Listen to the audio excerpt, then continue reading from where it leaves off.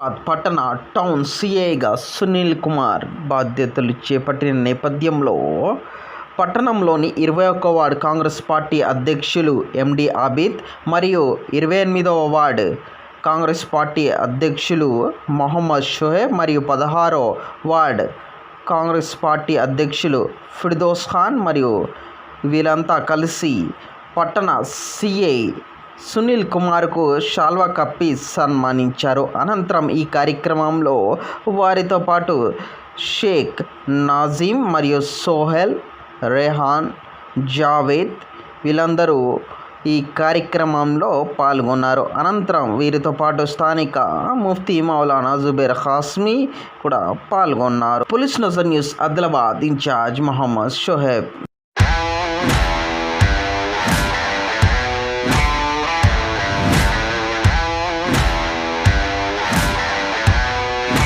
Are you ready?